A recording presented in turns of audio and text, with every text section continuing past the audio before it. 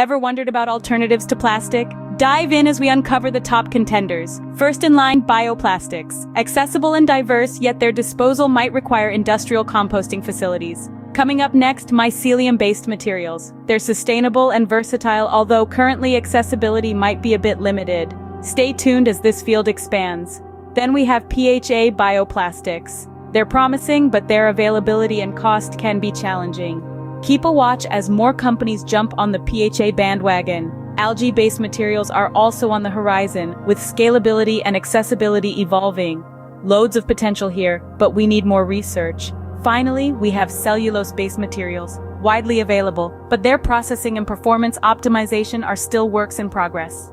From bioplastics to cellulose, the race for sustainable alternatives to plastic is on. Stay informed, stay engaged, as we journey towards a greener future. And remember, every step counts. Until next time, keep exploring.